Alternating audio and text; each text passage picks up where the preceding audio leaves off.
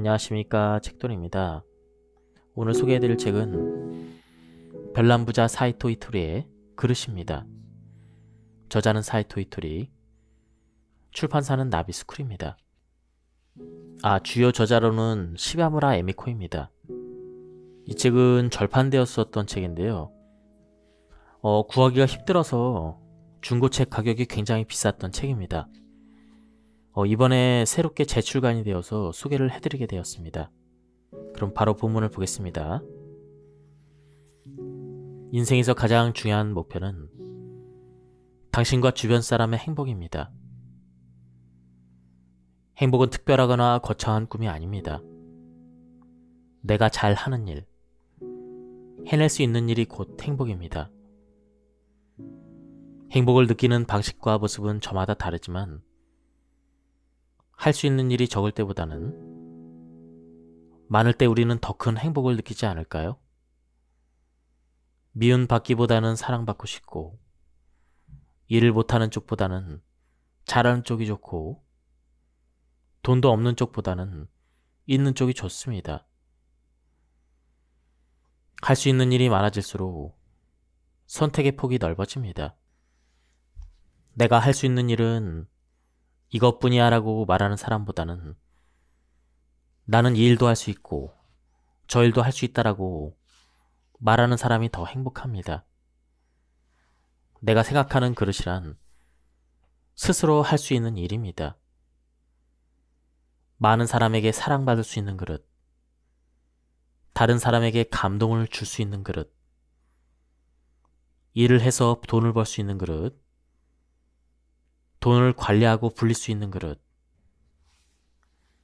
이렇게 할 수 있는 일을 하나씩 넓히는 것은 선천적인 재능이라 할 수도 있겠지만 대부분은 후천적인 노력을 통해 얻어집니다. 그릇의 크기를 하나하나 키워가는 것, 그릇의 수를 늘려서 할 수 있는 일이 많아지게 하는 것이야말로 인생의 영원한 주제이자 진정한 행복에 이르는 길입니다. 누구나 자신의 행복을 찾을 수가 있습니다. 그 행복을 키우기 위해서는 끊임없는 노력이 필요합니다.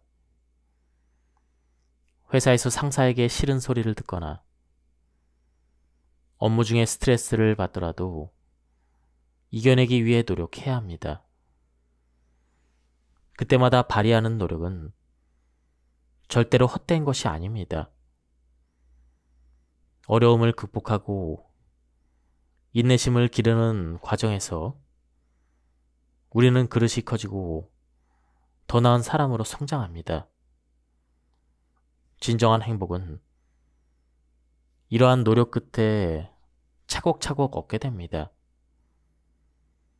그릇이 큰 사람이란 선택의 폭이 넓어서 할 수 있는 일이 많은 사람입니다.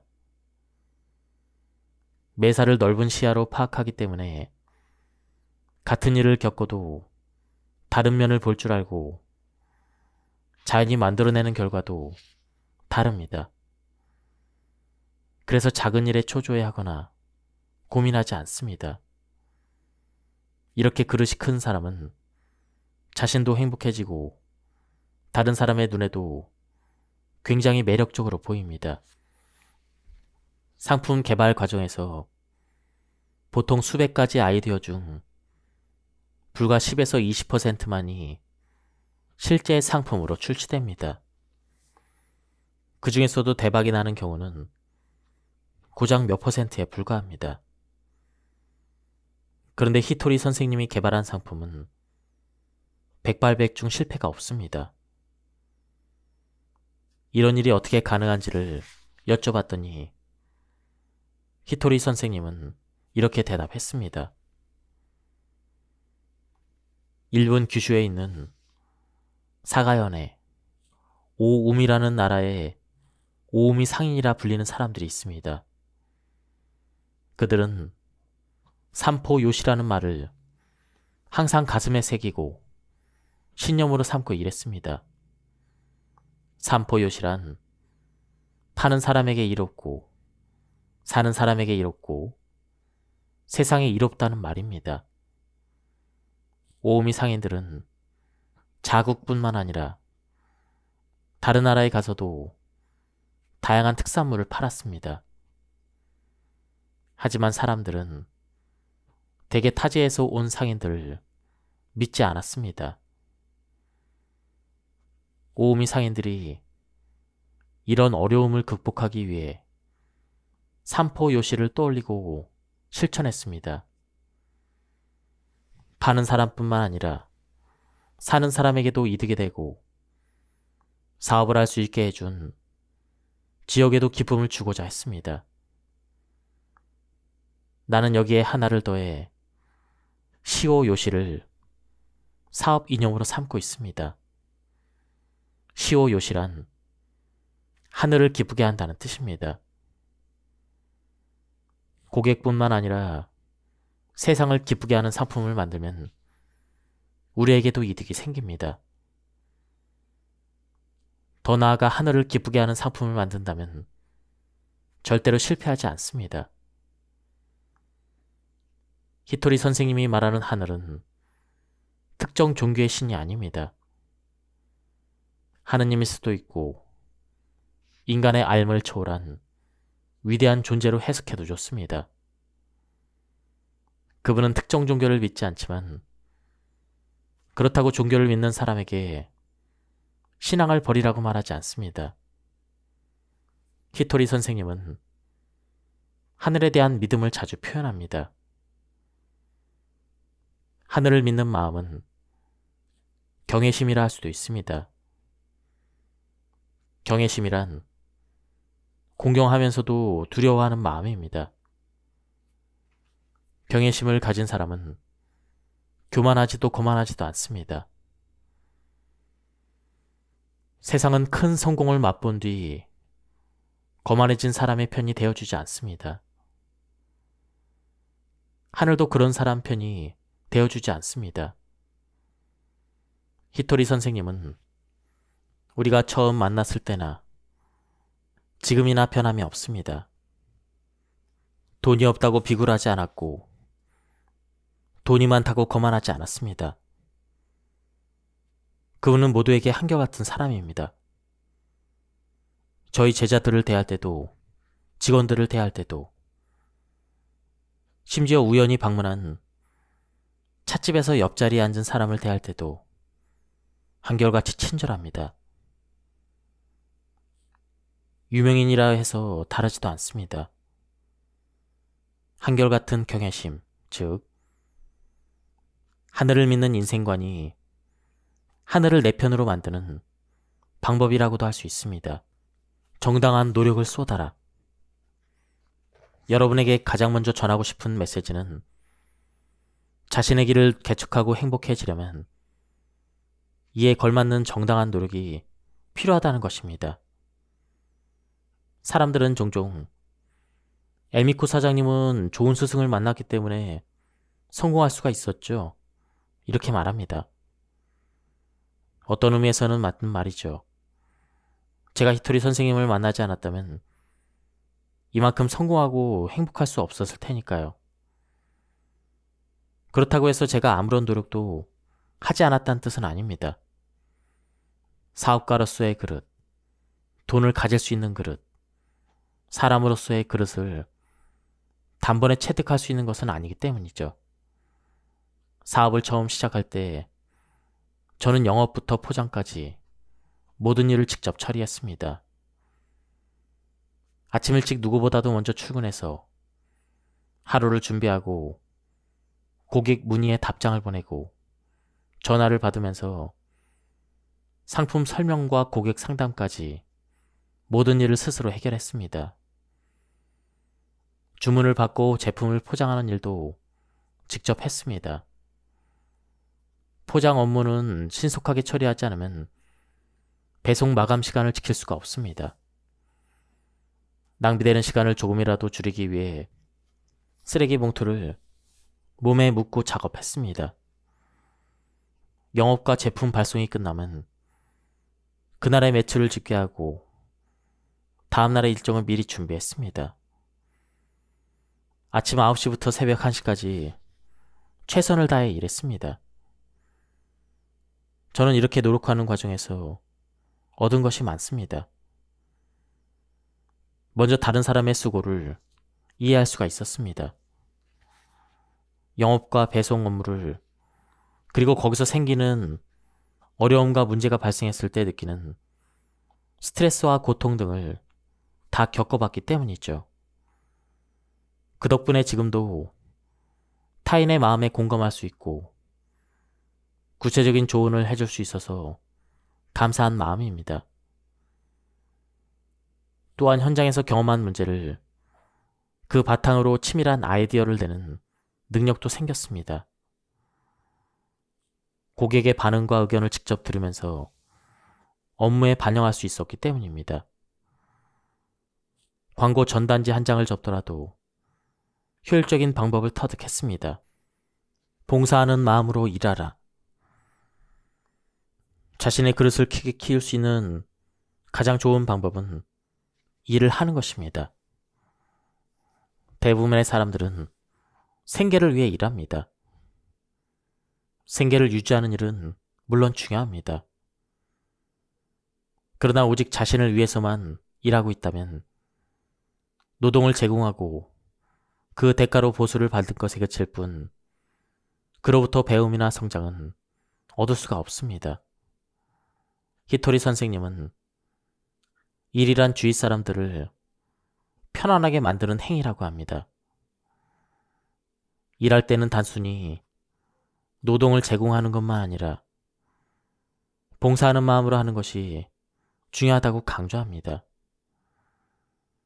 봉사하는 마음으로 일하라고 하면 많은 사람이 자원봉사를 떠올리거나 대가 없이 일해야 한다고 세속합니다.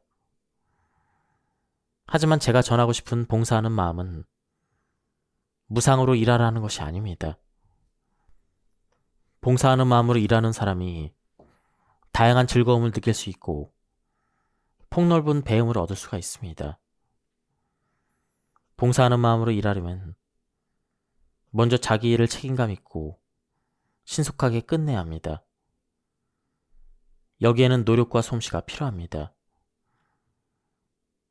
맡은 역할을 잘 수행하는 것만으로도 훌륭한 사람이 될 수가 있습니다.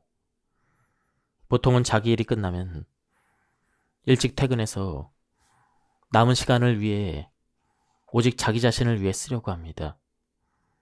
그러나 귀중한 시간을 타인을 위해 쓸 수 있다면 그 사람의 그릇은 한층 더 커지게 됩니다.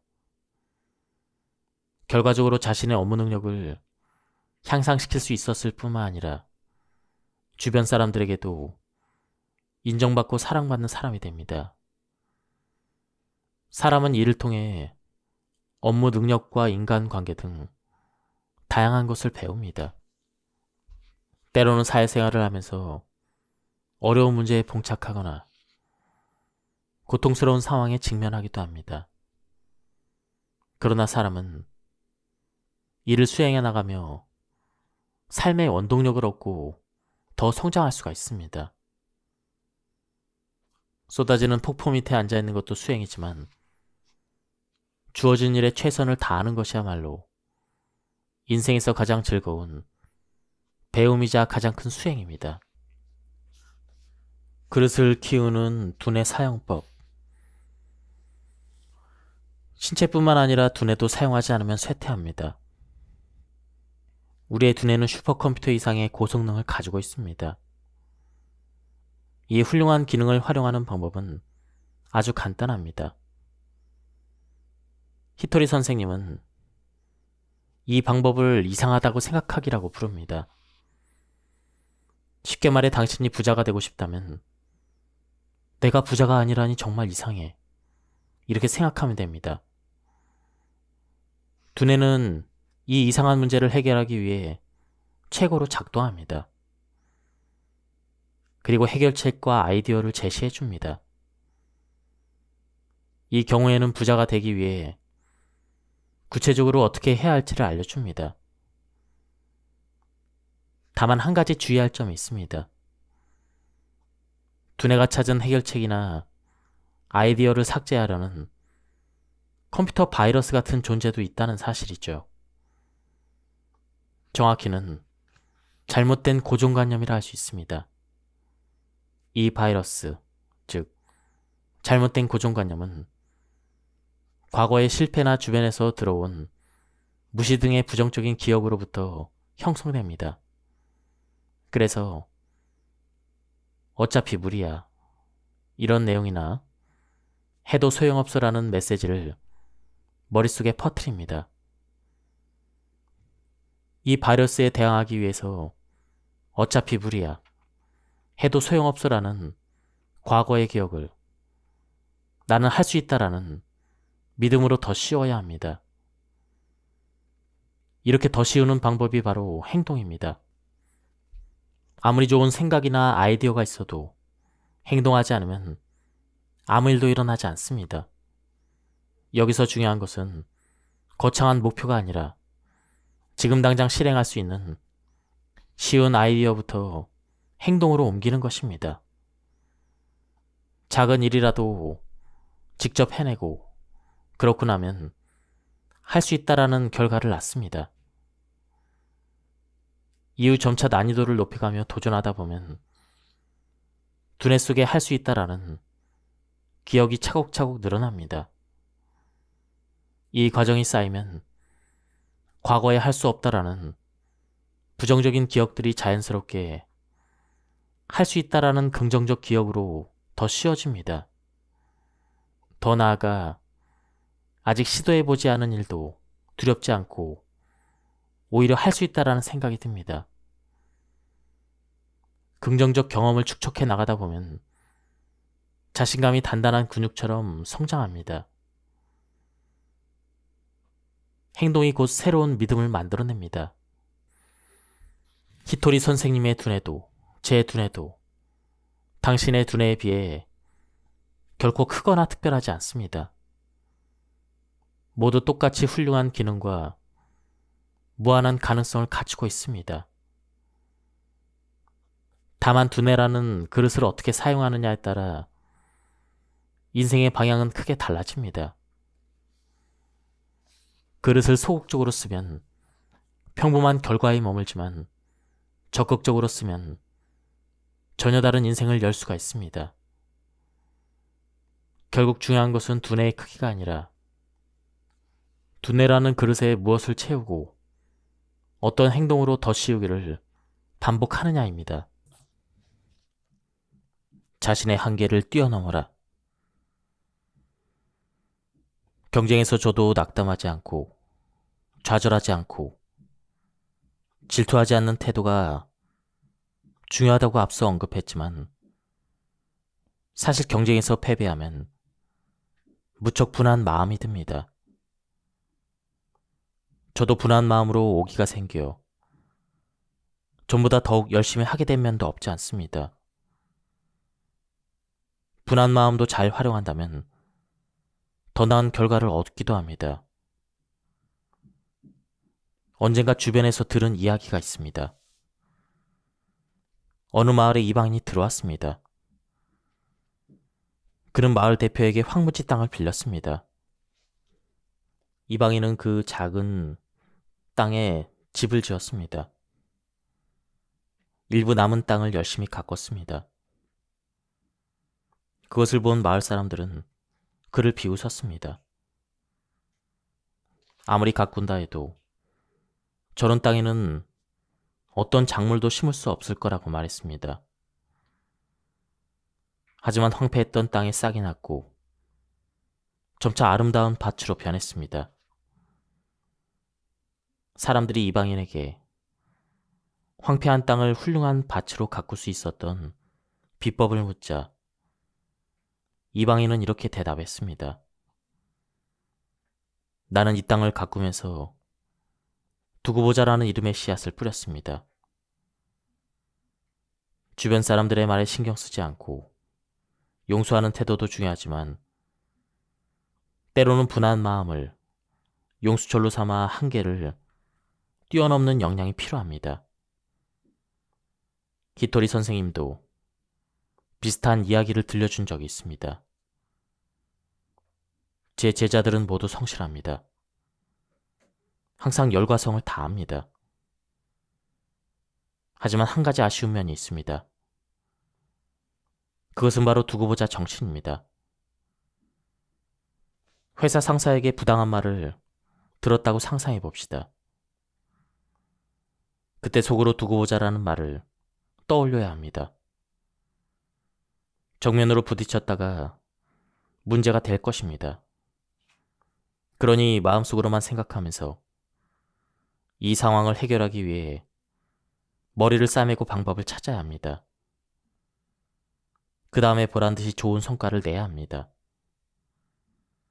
예상치 못한 결과로 상사가 나를 다시 보게 될 때 모두 당신 덕분입니다 하고 공을 돌린다면 나의 그릇은 더욱더 커지게 됩니다.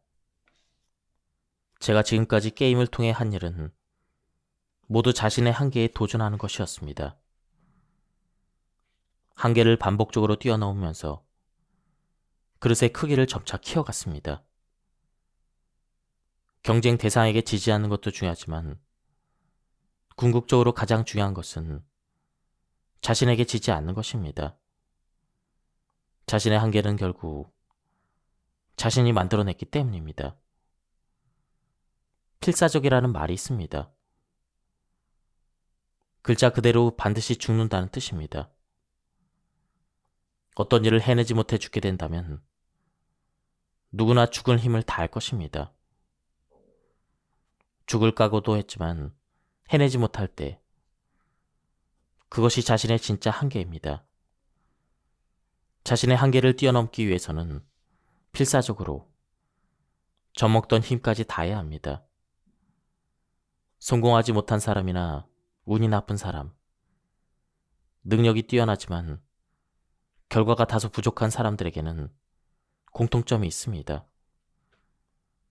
바로 젖먹던 힘까지 쓰면서 최선을 다하지 않았다는 것입니다. 300제곱미터의 밭을 가진 사람과 50제곱미터의 밭을 가진 사람이 있다고 생각해 봅시다. 300제곱미터의 밭을 가진 사람이 주위를 둘러보니 사람들이 모두 200제곱미터만 경작하고 있었습니다.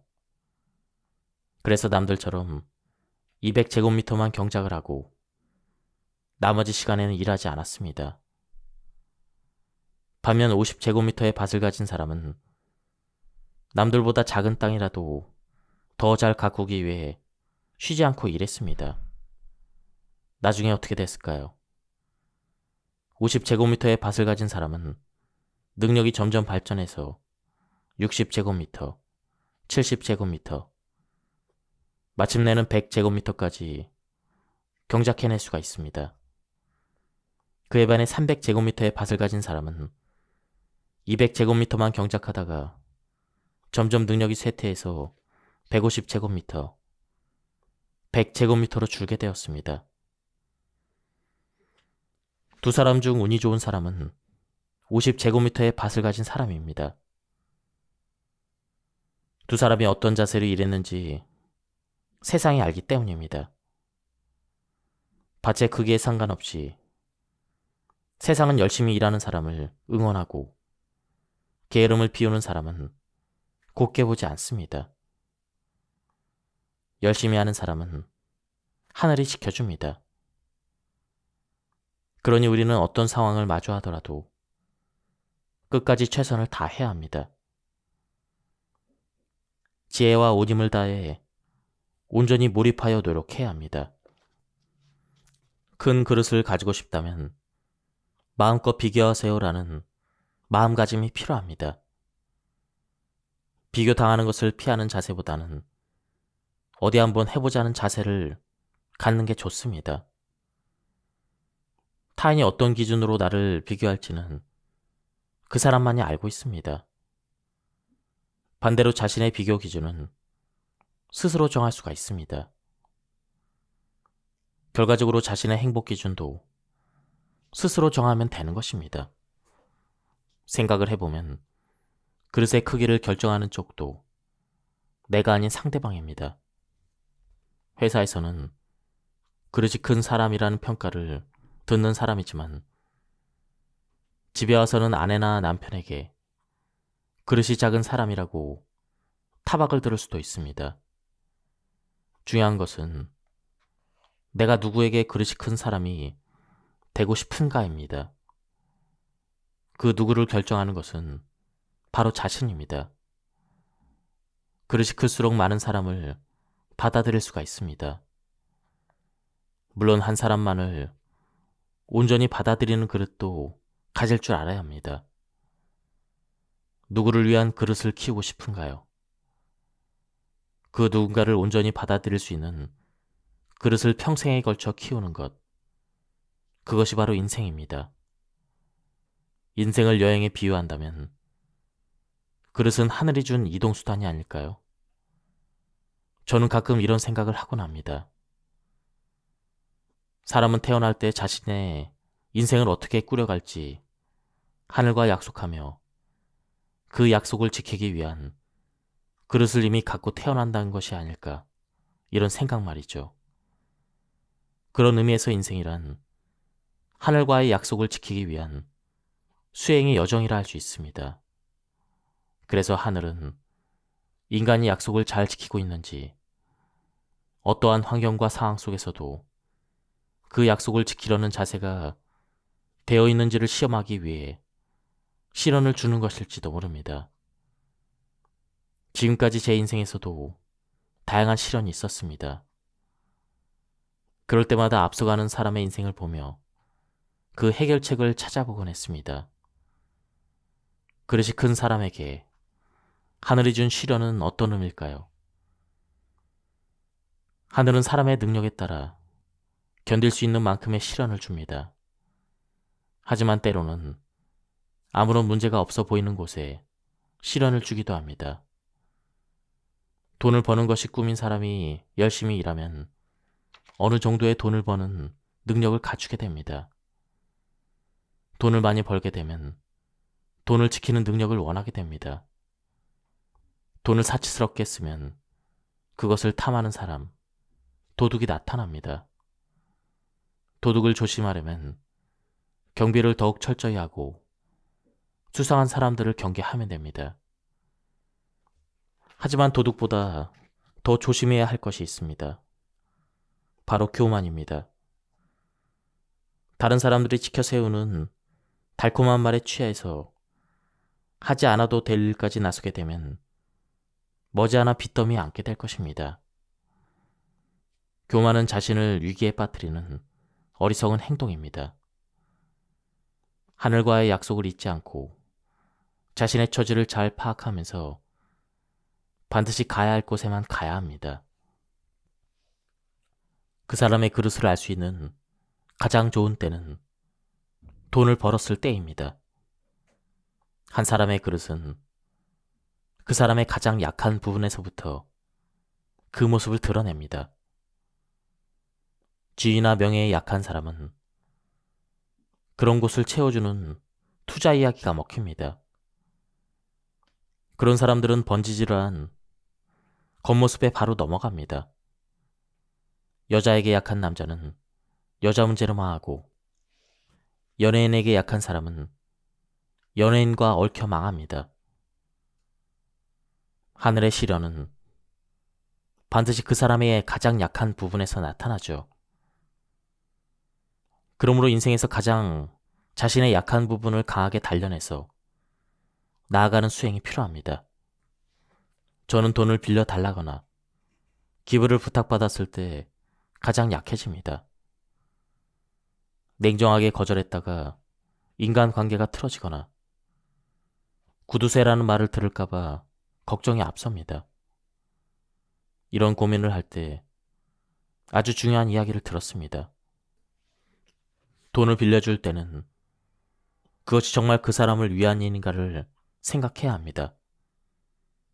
돈 때문에 곤란을 겪고 있다면 돈에 대해서 제대로 배울 기회가 왔다는 의미이기도 합니다. 그때 돈 버는 방법을 배울 수도 있고 돈이 움직이는 흐름을 배울 수도 있습니다. 그런데 쉽게 돈을 빌려주면 모처럼 찾아온 배움의 기회를 놓치게 됩니다. 그 사람은 빌린 돈 덕분에 잠시 일을 해결했다 할지라도 언젠가 다시 같은 문제로 곤란을 겪어서 뒤늦게 공부해야 할지도 모릅니다.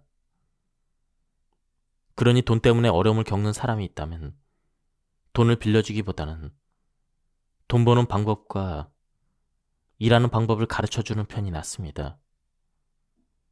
그리고 돈을 빌려주게 된다면 돌려받지 않아도 괜찮다는 그 금액만 빌려주세요. 돈에도 법칙이 있습니다. 함부로 돈을 쓰는 사람은 돈을 허술하게 다룹니다. 그러면 돈이 도망가 버립니다. 꼭 필요한 곳이 아닌 다른 곳에 써서 도망가 버린 돈은 다시 돌아오지 않습니다. 돈이 남아 돈다고 해도 돈을 허술하게 다뤄서는 안 됩니다. 돈도 사람도 소중하게 다뤄야 합니다. 1억 명의 군대를 가진 장군이 군사는 지금 충분하니 300명 정도는 죽어도 괜찮다. 돌격하라. 이렇게 명령을 내린다면 부하들의 마음은 어떨까요? 전쟁에서는 아무리 치밀한 작전을 세워도 사상자가 발생합니다. 그렇다고 해도 200에서 300명쯤이 전사해도 괜찮은 것은 아니죠. 마찬가지로 1만엔이든 1엔이든 그 가치는 같습니다. 작다고 결코 허술하게 다뤄서는 안 됩니다. 기부도 마찬가지입니다. 진심으로 마음이 통해서 기부를 한다면 그것은 항상 좋은 일입니다. 금액은 중요하지 않습니다. 스스로 감흥이 일어서 돈을 내는 것이기 때문입니다. 다시 말해 기부의 정답은 없습니다. 마음 깊이 공감이 우러난 행동이라면 자신에게 무리가 되지 않는 범위 안에서 기부를 하면 됩니다. 올바른 때란 곧 진심으로 원하는 때입니다. 마음을 다해 용서하고 사랑하라. 사람들은 부자가 되고 싶어 하면서 동시에 오래도록 건강하길 원합니다. 건강을 유지하기 위해서는 적당한 운동, 규칙적인 생활, 균형 잡힌 영양 섭취가 중요합니다. 식욕은 인간 생명 유지에 필요한 근본적인 생존 욕구입니다. 배고픔을 느끼는 이유는 우리 몸이 영양소를 원하기 때문입니다. 몸이 성장하고 있다는 신호입니다. 몸뿐만 아니라 마음에도 영양이 필요합니다. 마음의 영양이란 배움입니다. 새로운 것을 배울 때의 기쁨, 무언가를 알고 싶어하는 욕구는 마음이 성장하고 있다는 신호입니다. 여기서 한 가지 조심해야 될 것이 있습니다. 그것은 바로 힘들게 얻은 마음의 영양분을 제대로 써먹지 못하고 머릿속으로 썩히는 일입니다. 예전에 만났던 사람 중에 책도 많이 읽고 세미나에도 자주 참석하면서 열심히 공부하는 사람이 있었습니다. 하지만 무슨 이유인지 전혀 행복해 보이지 않았습니다. 그의 입에서는 항상 부정적인 말만 들렸습니다. 이 책은 읽는 내내 너무 지루했어 라든가 그 세미나에 참석했는데 수준이 떨어지는 것 같습니다. 이런 자신의 지적 수준을 뽐내는 말들을 했습니다. 저는 이런 사람들을 만나면 머리 변비에 걸렸다고 생각합니다. 머리 변비란 머릿속에 지식을 쌓아두기만 하고 실천하지 않는 것을 뜻합니다. 100번 듣는 것보다 한 번 보는 것이 낫다라는 말이 있습니다. 좋은 것을 배웠다면 즉시 실천해야 합니다. 지식은 행동으로 옮겼을 때 비로소 지혜가 됩니다. 그리고 그 지혜를 주변에 널리 퍼뜨려야 합니다. 많이 배우고 많이 실천하는 사람은 분명히 성공합니다. 더불어 자신의 지혜를 주변에 퍼뜨릴 줄 아는 사람은 성공한 사람에 그치지 않고 좋은 사람이 될 수가 있습니다. 우리는 평생 공부하고 평생 실천해야 합니다. 혼자서 이 정도 공부했으니 충분히 안다라고 생각할 것이 아니라 나이에 상관없이 배움을 즐기고 그 과정에 활력을 넣어 다른 사람에게도 지혜를 나눠줘야 합니다. 지혜를 나누면 나눌수록 많은 사람에게 기쁨을 줄 수 있고 자신에게 돌아오는 기쁨도 커집니다. 그것이 바로 그릇을 키우는 법이죠. 지금까지 이 책에 대한 리뷰를 모두 마쳤습니다. 제가 앞부분을 간단하게 발췌해서 요약해서 설명드렸는데요. 한번 책을 구해서 읽어보실 것을 추천드립니다. 오늘 리뷰는 여기서 마치도록 하겠습니다. 감사합니다. 안녕하십니까, 책돌입니다. 오늘 소개해드릴 책은 별남부자 사이토 이토리의 그릇입니다. 저자는 사이토 이토리, 출판사는 나비스쿨입니다. 주요 저자로는 시바무라 에미코입니다. 이 책은 절판되었었던 책인데요. 구하기가 힘들어서 중고책 가격이 굉장히 비쌌던 책입니다. 이번에 새롭게 재출간이 되어서 소개를 해드리게 되었습니다. 그럼 바로 본문을 보겠습니다. 인생에서 가장 중요한 목표는 당신과 주변 사람의 행복입니다. 행복은 특별하거나 거창한 꿈이 아닙니다. 내가 잘하는 일, 해낼 수 있는 일이 곧 행복입니다.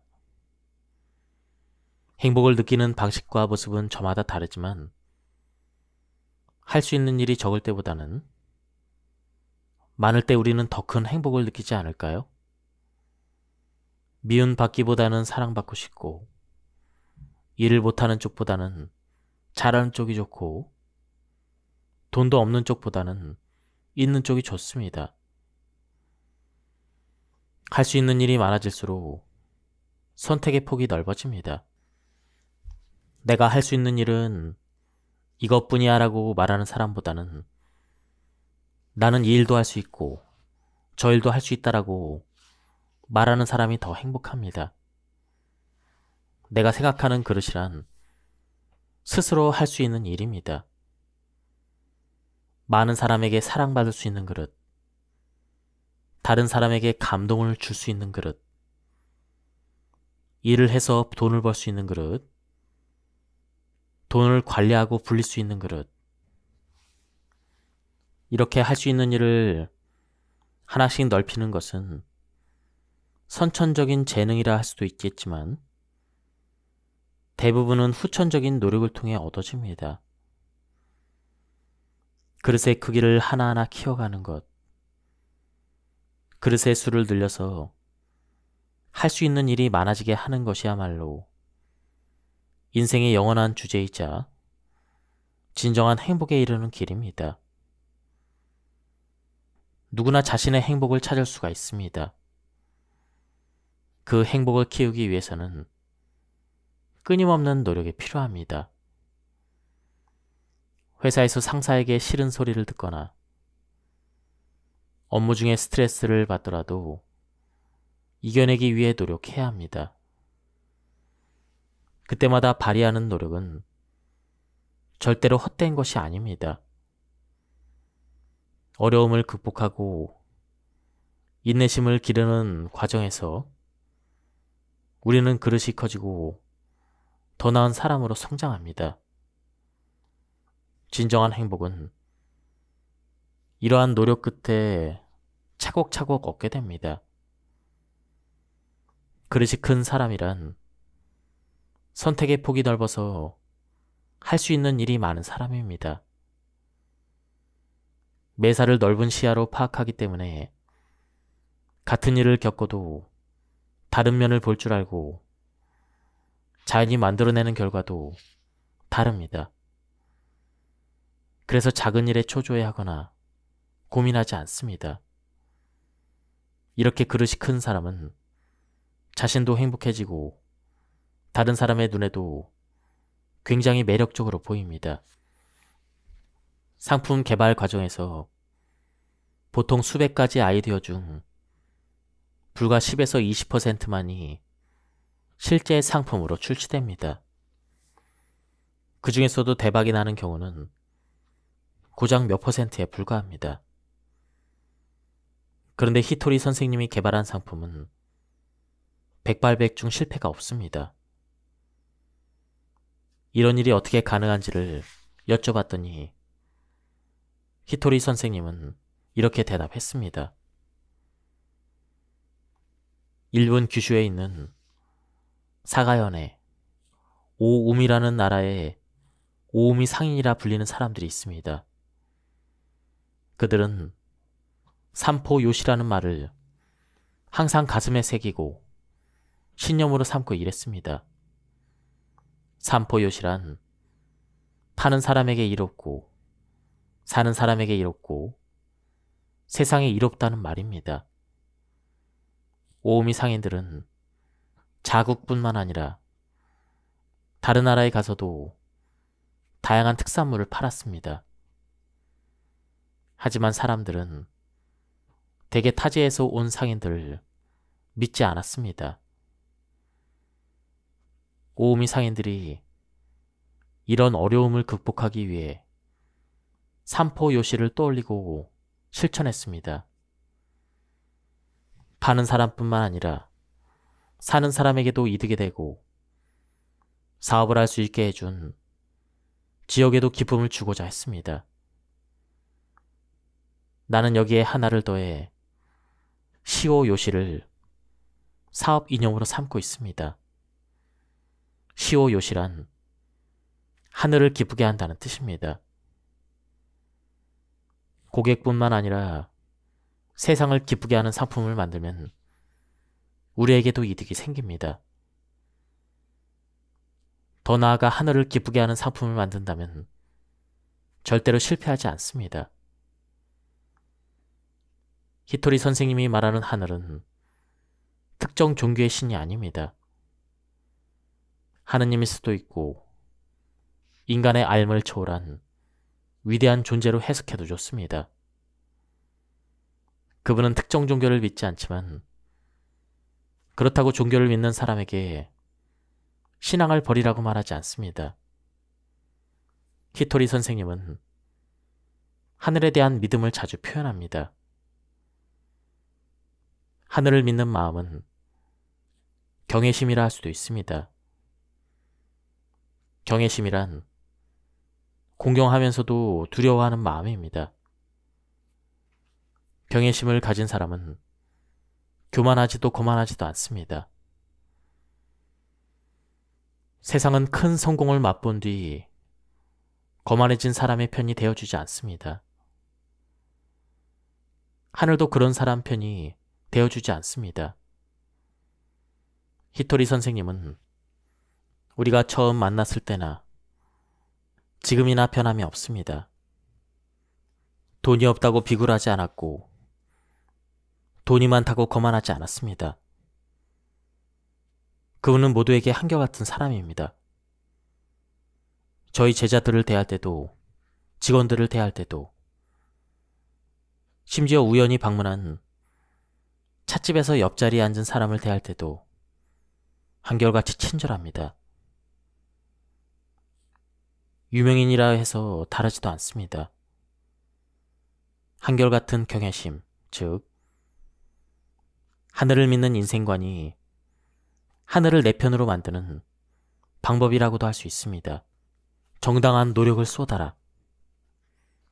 여러분에게 가장 먼저 전하고 싶은 메시지는 자신의 길을 개척하고 행복해지려면 이에 걸맞는 정당한 노력이 필요하다는 것입니다. 사람들은 종종 에미코 사장님은 좋은 스승을 만났기 때문에 성공할 수가 있었죠. 이렇게 말합니다. 어떤 의미에서는 맞는 말이죠. 제가 히토리 선생님을 만나지 않았다면 이만큼 성공하고 행복할 수 없었을 테니까요. 그렇다고 해서 제가 아무런 노력도 하지 않았다는 뜻은 아닙니다. 사업가로서의 그릇, 돈을 가질 수 있는 그릇, 사람으로서의 그릇을 단번에 체득할 수 있는 것은 아니기 때문이죠. 사업을 처음 시작할 때 저는 영업부터 포장까지 모든 일을 직접 처리했습니다. 아침 일찍 누구보다도 먼저 출근해서 하루를 준비하고 고객 문의에 답장을 보내고 전화를 받으면서 상품 설명과 고객 상담까지 모든 일을 스스로 해결했습니다. 주문을 받고 제품을 포장하는 일도 직접 했습니다. 포장 업무는 신속하게 처리하지 않으면 배송 마감 시간을 지킬 수가 없습니다. 낭비되는 시간을 조금이라도 줄이기 위해 쓰레기 봉투를 몸에 묶고 작업했습니다. 영업과 제품 발송이 끝나면 그날의 매출을 집계하고 다음날의 일정을 미리 준비했습니다. 아침 9시부터 새벽 1시까지 최선을 다해 일했습니다. 저는 이렇게 노력하는 과정에서 얻은 것이 많습니다. 먼저 다른 사람의 수고를 이해할 수가 있었습니다. 영업과 배송 업무를, 그리고 거기서 생기는 어려움과 문제가 발생했을 때 느끼는 스트레스와 고통 등을 다 겪어봤기 때문이죠. 그 덕분에 지금도 타인의 마음에 공감할 수 있고 구체적인 조언을 해줄 수 있어서 감사한 마음입니다. 또한 현장에서 경험한 문제를 그 바탕으로 치밀한 아이디어를 내는 능력도 생겼습니다. 고객의 반응과 의견을 직접 들으면서 업무에 반영할 수 있었기 때문입니다. 광고 전단지 한 장을 접더라도 효율적인 방법을 터득했습니다. 봉사하는 마음으로 일하라. 자신의 그릇을 크게 키울 수 있는 가장 좋은 방법은 일을 하는 것입니다. 대부분의 사람들은 생계를 위해 일합니다. 생계를 유지하는 일은 물론 중요합니다. 그러나 오직 자신을 위해서만 일하고 있다면 노동을 제공하고 그 대가로 보수를 받을 것에 그칠 뿐 그로부터 배움이나 성장은 얻을 수가 없습니다. 히토리 선생님은 일이란 주위 사람들을 편안하게 만드는 행위라고 합니다. 일할 때는 단순히 노동을 제공하는 것만 아니라 봉사하는 마음으로 하는 것이 중요하다고 강조합니다. 봉사하는 마음으로 일하라고 하면 많은 사람이 자원봉사를 떠올리거나 대가 없이 일해야 한다고 해석합니다. 하지만 제가 전하고 싶은 봉사하는 마음은 무상으로 일하라는 것이 아닙니다. 봉사하는 마음으로 일하는 사람이 다양한 즐거움을 느낄 수 있고 폭넓은 배움을 얻을 수가 있습니다. 봉사하는 마음으로 일하려면 먼저 자기 일을 책임감 있고 신속하게 끝내야 합니다. 여기에는 노력과 솜씨가 필요합니다.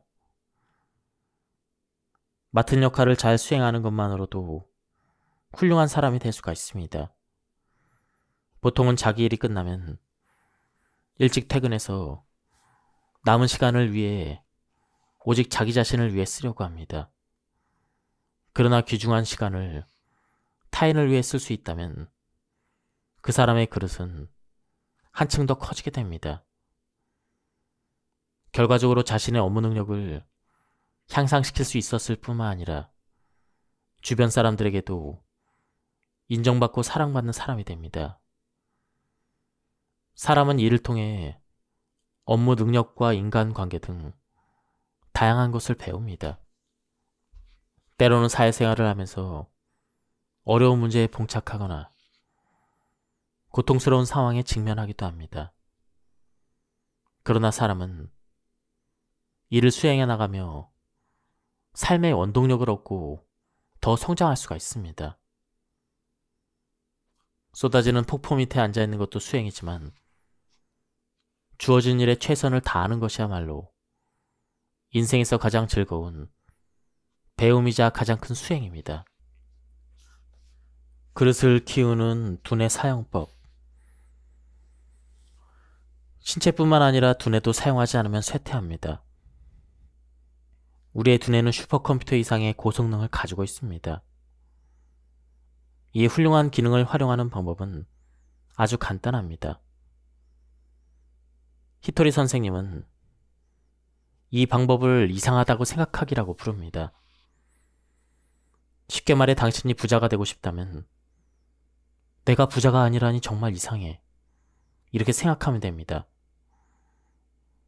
두뇌는 이 이상한 문제를 해결하기 위해 최고로 작동합니다. 그리고 해결책과 아이디어를 제시해 줍니다. 이 경우에는 부자가 되기 위해 구체적으로 어떻게 해야 할지를 알려줍니다. 다만 한 가지 주의할 점이 있습니다. 두뇌가 찾은 해결책이나 아이디어를 삭제하려는 컴퓨터 바이러스 같은 존재도 있다는 사실이죠. 정확히는 잘못된 고정관념이라 할 수 있습니다.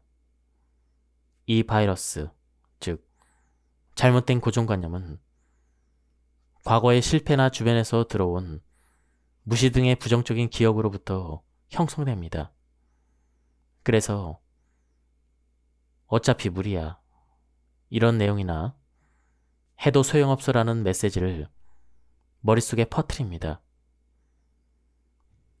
이 바이러스에 대항하기 위해서 어차피 무리야, 해도 소용없어라는 과거의 기억을 나는 할 수 있다라는 믿음으로 더 씌워야 합니다.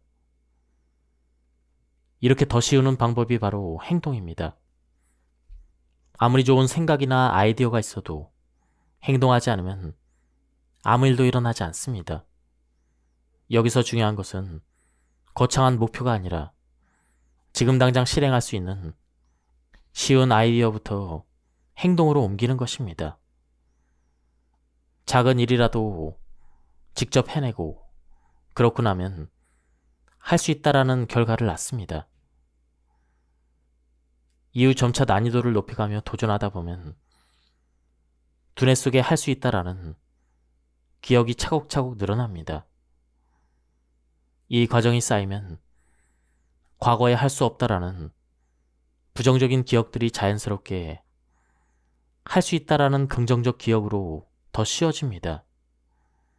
더 나아가 아직 시도해보지 않은 일도 두렵지 않고 오히려 할 수 있다라는 생각이 듭니다. 긍정적 경험을 축적해 나가다 보면 자신감이 단단한 근육처럼 성장합니다. 행동이 곧 새로운 믿음을 만들어냅니다. 히토리 선생님의 두뇌도 제 두뇌도 당신의 두뇌에 비해 결코 크거나 특별하지 않습니다. 모두 똑같이 훌륭한 기능과 무한한 가능성을 갖추고 있습니다. 다만 두뇌라는 그릇을 어떻게 사용하느냐에 따라 인생의 방향은 크게 달라집니다. 그릇을 소극적으로 쓰면 평범한 결과에 머물지만 적극적으로 쓰면 전혀 다른 인생을 열 수가 있습니다. 결국 중요한 것은 두뇌의 크기가 아니라 두뇌라는 그릇에 무엇을 채우고 어떤 행동으로 더 씌우기를 반복하느냐입니다. 자신의 한계를 뛰어넘어라. 경쟁에서 저도 낙담하지 않고 좌절하지 않고 질투하지 않는 태도가 중요하다고 앞서 언급했지만 사실 경쟁에서 패배하면 무척 분한 마음이 듭니다. 저도 분한 마음으로 오기가 생겨 전보다 더욱 열심히 하게 된 면도 없지 않습니다. 분한 마음도 잘 활용한다면 더 나은 결과를 얻기도 합니다. 언젠가 주변에서 들은 이야기가 있습니다. 어느 마을에 이방인이 들어왔습니다. 그는 마을 대표에게 황무지 땅을 빌렸습니다. 이방인은 그 작은 땅에 집을 지었습니다. 일부 남은 땅을 열심히 가꿨습니다. 그것을 본 마을 사람들은 그를 비웃었습니다. 아무리 가꾼다 해도 저런 땅에는 어떤 작물도 심을 수 없을 거라고 말했습니다. 하지만 황폐했던 땅에 싹이 났고 점차 아름다운 밭으로 변했습니다. 사람들이 이방인에게 황폐한 땅을 훌륭한 밭으로 가꿀 수 있었던 비법을 묻자 이방인은 이렇게 대답했습니다. 나는 이 땅을 가꾸면서 두고 보자라는 이름의 씨앗을 뿌렸습니다. 주변 사람들의 말에 신경 쓰지 않고 용서하는 태도도 중요하지만 때로는 분한 마음을 용수철로 삼아 한계를 뛰어넘는 역량이 필요합니다. 히토리 선생님도 비슷한 이야기를 들려준 적이 있습니다. 제 제자들은 모두 성실합니다. 항상 열과 성을 다합니다. 하지만 한 가지 아쉬운 면이 있습니다. 그것은 바로 두고 보자 정신입니다. 회사 상사에게 부당한 말을 들었다고 상상해 봅시다. 그때 속으로 두고 보자라는 말을 떠올려야 합니다. 정면으로 부딪혔다가 문제가 될 것입니다. 그러니 마음속으로만 생각하면서 이 상황을 해결하기 위해 머리를 싸매고 방법을 찾아야 합니다. 그 다음에 보란 듯이 좋은 성과를 내야 합니다. 예상치 못한 결과로 상사가 나를 다시 보게 될 때 모두 당신 덕분입니다 하고 공을 돌린다면 나의 그릇은 더욱더 커지게 됩니다. 제가 지금까지 게임을 통해 한 일은 모두 자신의 한계에 도전하는 것이었습니다. 한계를 반복적으로 뛰어넘으면서 그릇의 크기를 점차 키워갔습니다. 경쟁 대상에게 지지 않는 것도 중요하지만 궁극적으로 가장 중요한 것은 자신에게 지지 않는 것입니다. 자신의 한계는 결국 자신이 만들어냈기 때문입니다. 필사적이라는 말이 있습니다. 글자 그대로 반드시 죽는다는 뜻입니다. 어떤 일을 해내지 못해 죽게 된다면 누구나 죽을 힘을 다할 것입니다. 죽을 각오도 했지만 해내지 못할 때 그것이 자신의 진짜 한계입니다. 자신의 한계를 뛰어넘기 위해서는 필사적으로 젖먹던 힘까지 다해야 합니다. 성공하지 못한 사람이나 운이 나쁜 사람, 능력이 뛰어나지만 결과가 다소 부족한 사람들에게는 공통점이 있습니다.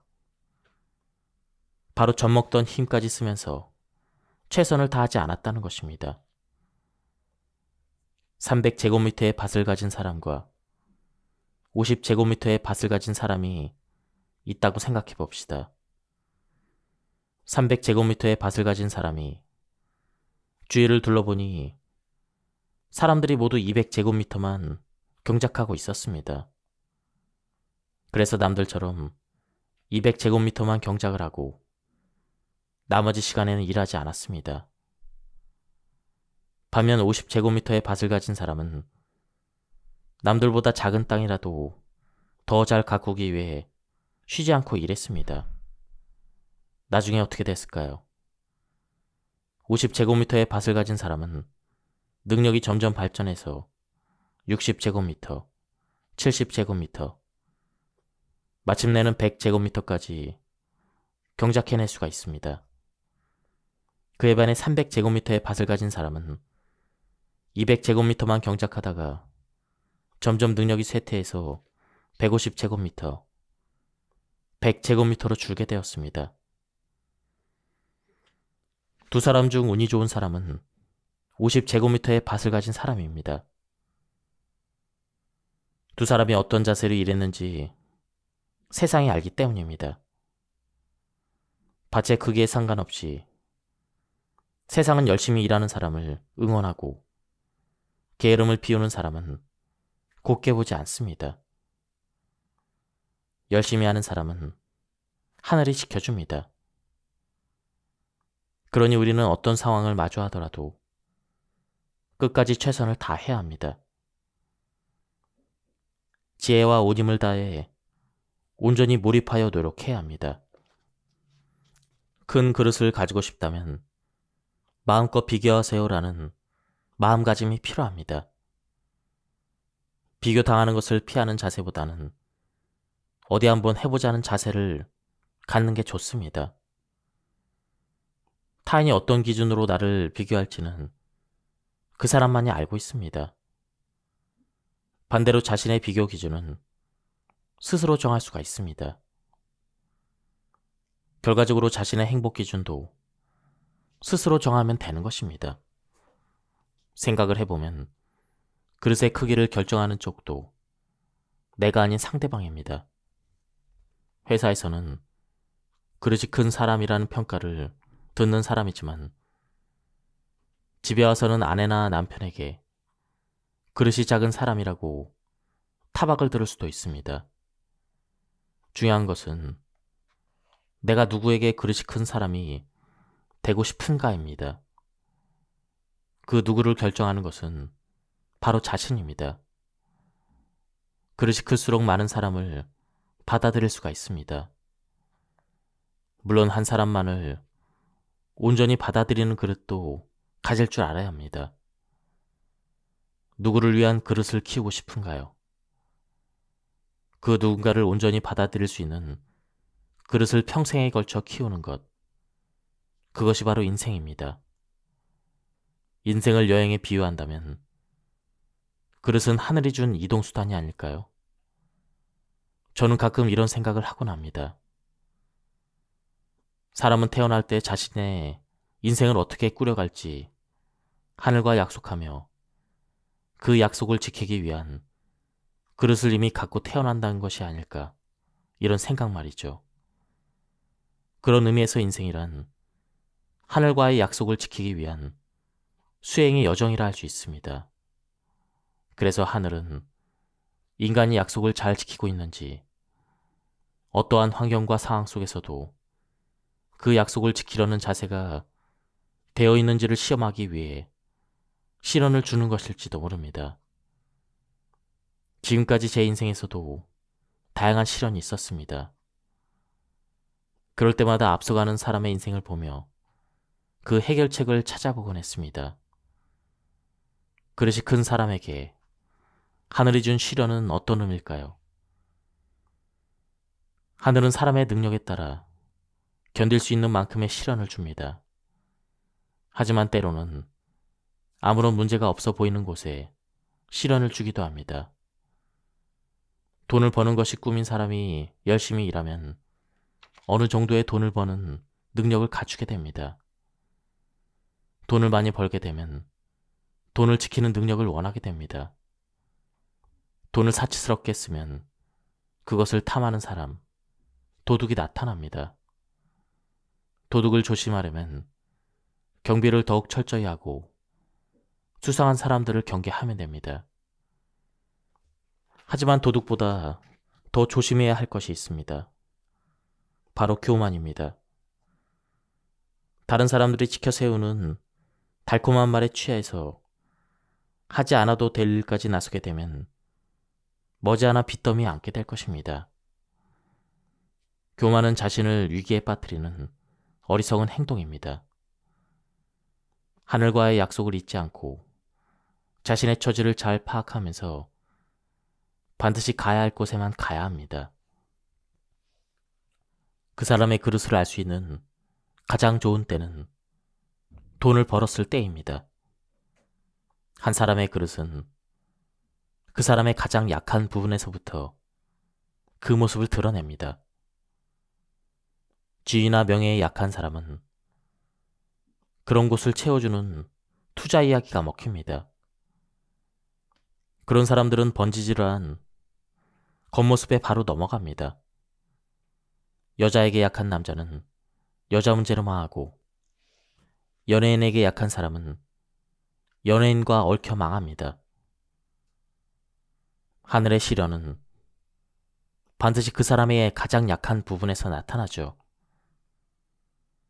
그러므로 인생에서 가장 자신의 약한 부분을 강하게 단련해서 나아가는 수행이 필요합니다. 저는 돈을 빌려 달라거나 기부를 부탁받았을 때 가장 약해집니다. 냉정하게 거절했다가 인간관계가 틀어지거나 구두쇠라는 말을 들을까봐 걱정이 앞섭니다. 이런 고민을 할 때 아주 중요한 이야기를 들었습니다. 돈을 빌려줄 때는 그것이 정말 그 사람을 위한 일인가를 생각해야 합니다. 돈 때문에 곤란을 겪고 있다면 돈에 대해서 제대로 배울 기회가 왔다는 의미이기도 합니다. 그때 돈 버는 방법을 배울 수도 있고 돈이 움직이는 흐름을 배울 수도 있습니다. 그런데 쉽게 돈을 빌려주면 모처럼 찾아온 배움의 기회를 놓치게 됩니다. 그 사람은 빌린 돈 덕분에 잠시 일을 해결했다 할지라도 언젠가 다시 같은 문제로 곤란을 겪어서 뒤늦게 공부해야 할지도 모릅니다. 그러니 돈 때문에 어려움을 겪는 사람이 있다면 돈을 빌려주기보다는 돈 버는 방법과 일하는 방법을 가르쳐주는 편이 낫습니다. 그리고 돈을 빌려주게 된다면 돌려받지 않아도 괜찮다는 그 금액만 빌려주세요. 돈에도 법칙이 있습니다. 함부로 돈을 쓰는 사람은 돈을 허술하게 다룹니다. 그러면 돈이 도망가 버립니다. 꼭 필요한 곳이 아닌 다른 곳에 써서 도망가 버린 돈은 다시 돌아오지 않습니다. 돈이 남아 돈다고 해도 돈을 허술하게 다뤄서는 안 됩니다.